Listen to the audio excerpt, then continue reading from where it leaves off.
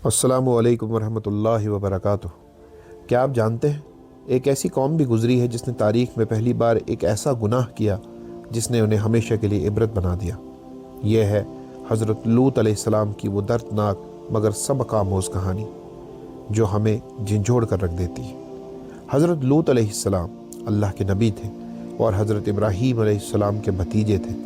इन्हें भेजा गया ऐसी कौम की तरफ जो ज़ाहिरी तौर पर तरक्की याफ्ता थी मगर अंदर से मुकम्मल तबाह हो चुकी थी। ये कौम थी सदूम की कौम। ये लोग बेहयाई में डूब चुके थे, मर्दों के साथ शहवत पूरी करते थे, रास्ते लूटते थे, महफिलों में खुलेआम गुनाह करते थे और सबसे ख़तरनाक बात, इन्हें अपने गुनाह पर शर्म भी नहीं थी। अल्लाह तबारक व तआला कुरान पाक में फरमाते हैं, और हमने लूत को भेजा जब उन्होंने अपनी कौम से कहा, क्या तुम ऐसी बेहयाई करते हो जो तुमसे पहले जहाँ वालों में किसी ने नहीं की। हज़रत लूत अलैहिस्सलाम ने उन्हें बारहा समझाया लेकिन वो अपनी सरकशी पर कायम रहे। हज़रत लूत अलैहिस्सलाम को ही बस्ती से निकल जाने की धमकियाँ देने लगी।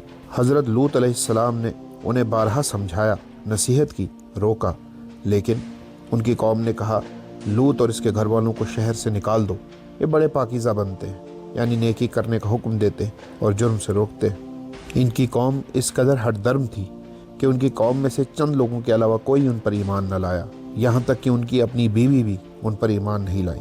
अल्लाह तबारक व तआला सूरह आराफ के अंदर फरमाते हैं कि हज़रत लूत अलैहिस्सलाम ने फरमाया, क्या तुम ऐसी बेहयाई करते हो जो तुमसे पहले दुनिया में किसी ने नहीं की। तुम औरतों के बजाय मर्दों के पास जाते हो, बल्कि तुम हद से बढ़ने वाले लोग हो। इनकी कौम ने जवाब दिया, इन्हें अपनी बस्ती से निकाल दो, ये बड़े पाक बनने वाले हैं। फिर हमने लूत अलैहिस्सलाम को और उनके घर वालों को बचा लिया, सिवाय उनकी बीवी के जो पीछे रह जाने वालों में से थी, और हमने उन पर पत्थरों की बारिश बरसाई। सूरह हूद के मुताबिक फ़रिश्ते हज़रत इब्राहीम अलैहिस्सलाम के पास खुशखबरी लेकर आए। उन्होंने सलाम कहा और हज़रत इब्राहीम अलैहिस्सलाम ने भी जवाब दिया और उनके लिए बुना हुआ बछड़ा पेश किया। जब उन्होंने देखा कि वो खाना नहीं खा रहे हैं तो वो खौफज़दा हुए। फ़रिश्तों ने कहा, डरे नहीं, हम कौम लूत की तरफ भेजे गए हैं। फिर उन्होंने हज़रत इसहाक़ अलैहिस्सलाम और उनके बाद हज़रत याकूब अलैहिस्सलाम की खुशखबरी उनको दी। फिर वो फ़रिश्ते हज़रत लूत अलैहिस्सलाम के पास गए। जब फ़रिश्ते हज़रत लूत अलैहिस्सलाम के पास आए तो वो परेशान हुए और कहा, ये बड़ा मुश्किल दिन है। इनकी कौम के लोग उनके पास दौड़ते हुए आए और वो पहले ही से बुरे कामों के आदी थे। हज़रत लूत अलैहिस्सलाम ने कहा, है मेरी कौम, ये मेरी बेटियां हैं, यानी निकाह के लिए, ये तुम्हारे लिए ज़्यादा पाकीज़ा हैं। अल्लाह से डरो, मेरे मेहमानों के मामले में मुझे रुस्वा न करो। उन्होंने कहा, हमें तुम्हारी बेटियों से कोई दिलचस्पी नहीं, तुम जानते हो हम क्या चाहते हैं। हज़रत लूत अलैहिस्सलाम ने कहा, काश मेरे पास तुम्हारे मुकाबले की ताकत होती या कोई मजबूत सहारा होता। फरिश्तों ने कहा, ऐ लूत, हम तुम्हारे रब की तरफ से भेजे हुए हैं, ये लोग तुम तक नहीं पहुंच सकते। तुम अपने घर वालों को रात के वक्त लेकर निकल जाओ और तुम में से कोई पीछे मुड़कर न देखे सिवाय तुम्हारी बीवी के। सुबह के वक्त अजाब का वक्त मुकर्रर था। जब अल्लाह का हुक्म आया तो हमने इस बस्ती को उलट दिया और इन पर सख्त पत्थरों की बारिश बरसाई जो तह दर तह थे, और हर एक पत्थर अल्लाह की तरफ से मुकर्रर था। अहादीस मुबारका से ये भी पता चलता है कि हर पत्थर के ऊपर उसको लगने वाले का नाम तक लिखा हुआ था और वो पत्थर उसी शख्स को जाकर लगा जिसका नाम उस पर लिखा हुआ था। कुरान पाक में मुतअद्दिद मुकामात पर कौम लूत का जिक्र मौजूद है, जैसे सूरह अल हिज्र में, अल नमल में, अनकबूत वगैरह में, जिसमें अल्लाह ताला फरमाता है कि कौम लूत ने अपने नबी को झुटलाया और कहा, अगर तुम बाज ना आए तो तुम्हें निकाल दिया जाएगा। हज़रत लूत अलैहिस्सलाम ने दुआ की, ऐ मेरे रब, मुझे और मेरे घर वालों को इनके अमाल से नजात दे। फिर अल्लाह ताला ने फरमाया कि हमने इन्हें और इनके घर वालों को बचा लिया, सिवाय उनकी बीवी के, और बाकी सब हलाक कर दिए गए। हमने उन पर पत्थरों की बारिश बरसाई और ये इन लोगों के लिए निशानी है जो गौर व फिक्र करते हैं। अहादीस मुबारका से ये भी मालूम होता है कि जब हज़रत इब्राहीम अलैहिस्सलाम को मालूम हुआ कि अजाब आने वाला है तो वो कौम लूत के लिए सिफारिश करने लगे, क्योंकि वो उम्मीद रखते थे कि शायद वो तौबा कर लें और अल्लाह की इबादत इख्तियार कर लें। लेकिन अल्लाह तबारक व तआला ने इरशाद फरमाया, ए इब्राहीम, इस बात को छोड़ दो, तुम्हारे रब का फ़ैसला आ चुका है और ये अजाब अब टलने वाला नहीं है। सुबह हुई और अल्लाह का अजाब आ गया।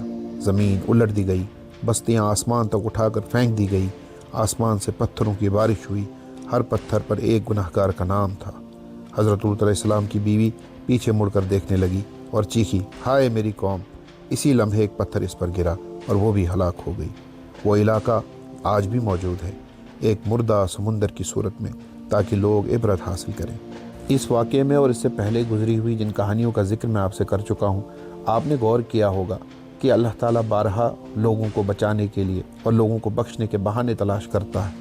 آپ نے دیکھا کہ حضرت ابراہیم علیہ السلام، حضرت لوط علیہ السلام، حضرت ہود علیہ السلام، صالح علیہ السلام، ان سب کی قوموں کے ساتھ اللہ تعالیٰ نے پہلے نرمی کا معاملہ کیا، انہیں انبیاء عطا فرمائے، انبیاء نے انہیں اللہ کا خوف دلایا، برائیوں سے روکا، پھر اللہ نے ان پر اپنی آسمانی کتابیں اتاری، وہ پھر بھی نہ مانے تو اللہ نے انہیں اپنی نشانیاں دکھائی، اور نشانیاں اللہ نے وہ دکھائی جس کا مطالبہ انہوں نے کیا تھا۔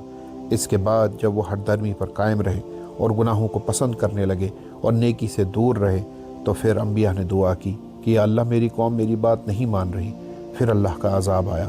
کیا آپ نے غور کیا؟ حضرت ابراہیم علیہ السلام کو اللہ نے اپنا خلیل کہا ہے، لیکن جب اللہ کا عذاب کا وقت آ گیا تو خلیل نے بھی دعا کی کہ یا اللہ مہلت دے دیجئے، لیکن اللہ نے ان کی بھی دعا قبول نہ کی کہ وقت آ چکا ہے، اب عذاب نہیں ٹل سکتا۔ اب اپنے آپ پر نظر کریے، اپنے اعمال پہ نظر ثانی کیجیے۔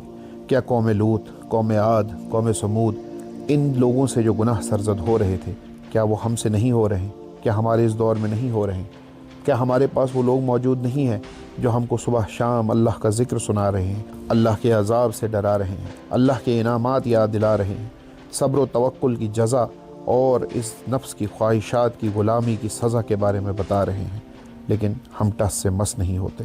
تو کیا ہم بھی قوم لوط بن چکے ہیں؟ کیا ہم بھی قوم عاد اور سمود بن چکے ہیں؟ تو پھر اس میں کوئی شک نہیں کہ ہمارا انجام بھی وہی ہوگا جو ان قوموں کا ہوا۔ یہ اللہ کا تصور کسی نے ہمیں غلط کرا دیا کہ اللہ تبارک و تعالیٰ کوئی بوڑھی نانی اماں ہے، نعوذ باللہ، اور اس نے ایسے ہی کھیل تماشے کے لیے یہ سب بنایا ہوا ہے اور آخر میں سب کو ہی معاف کر دے۔ خدا را قرآن پاک اٹھائیں اور اس کا ترجمہ و تفسیر پڑھیں، آپ کو اندازہ ہوگا کہ اللہ حساب لینے میں کتنا سخت ہے۔ یہ تصور کہ اللہ سب کو ہی معاف کر دے گا، اللہ بڑا غفور الرحیم ہے، اللہ بڑا کریم ہے، یہ بات سچ ہے۔ اللہ غفور الرحیم ہے، اللہ کریم ہے۔ یہ بات بھی سچ ہے کہ اللہ نے لکھ دیا کہ میری رحمت میرے غضب پر حاوی ہے، لیکن وہ تب جب آپ توبہ کریں اور زندگی ویسے گزارے جیسے ایک غلام کو گزارنی چاہیے۔ آپ اپنے آس پاس نظر دوڑائیں، ایک نوکر کی، ایک غلام کی کیا حیثیت ہوتی ہے، اس کی کیا خواہشات ہوتی ہیں؟ مالک اچھا پہننے کو دے تو پہن لیتا ہے، اچھا کھانے کو دے تو کھا لیتا ہے، بھوکا رکھے تو بھوکا رہ لیتا ہے، نہ سونے دے تو جاگتا رہتا ہے، کھڑا رکھے تو کھڑا رہ جاتا ہے، بیٹھنے کو کہے تو بیٹھا رہ جاتا ہے۔ یہ دنیاوی غلام کی حیثیت ہے، اور ہم جو اس کے نوکر ہیں، اس کے غلام ہیں جو بادشاہوں کا بادشاہ ہے، جس نے ہم سے وعدہ کیا ہے ہمیشہ ہمیش کی زندگی کا، ہم اس کے حکم کو مذاق لیں، اس کے حکم کی دھجیاں اڑاتے پھریں اور پھر یہ امید رکھیں کہ وہ غفور الرحیم ہے، آخر میں معاف کر دے گا، تو یہ آپ کی خام خیالی ہے۔ کیا جنت کو حاصل کرنا اتنا ہلکا ہے کہ ہم جو من آیا وہ کرتے رہیں اور آخر میں جنت میں داخل ہو جائیں؟ تو پھر میں آپ کو یاد دلانا چاہتا ہوں وہ حدیث جو ہم تک پہنچی ہے کہ رسول اللہ صلی اللہ علیہ وسلم فرماتے ہیں کہ جب اللہ نے جنت کو بنایا تو حضرت جبرائیل علیہ السلام سے کہا کہ جاؤ جنت کو دیکھ کے آؤ۔ انہوں نے دیکھا اور کہا یا اللہ جنت تو اتنی پیاری اتنی خوبصورت ہے کہ مجھے نہیں لگتا کوئی بھی شخص میں جانے کے لیے محنت نہ کرے۔ پھر اللہ نے جنت کو مشکلات سے ڈھانپ دیا اور کہا کہ اب دیکھ کر آؤ۔ تو جبرائیل علیہ السلام نے فرمایا کہ یا اللہ اس جنت کی طرف جانے کا راستہ اتنا مشکل ہے کہ مجھے نہیں لگتا کہ کوئی بھی جنت تک پہنچ پائے گا۔ میرے دوستو، یہ امتحان ہے۔ امتحان کہاں آسان ہوا کرتے ہیں؟ امتحان کسے پسند آتا ہے؟ امتحان تو ہوتی ہی ایک مشکل گھاٹی ہے جس میں سے گزرنے کے بعد پھر صلہ ملتا ہے، اور وہ صلہ آپ کے اپنے ہاتھوں میں۔ چاہے تو ہمیشہ ہمیش کی جنت کما لیجئے، چاہے تو ہمیشہ ہمیش کا عذاب لے لیجئے۔ وما علینا الا البلاغ۔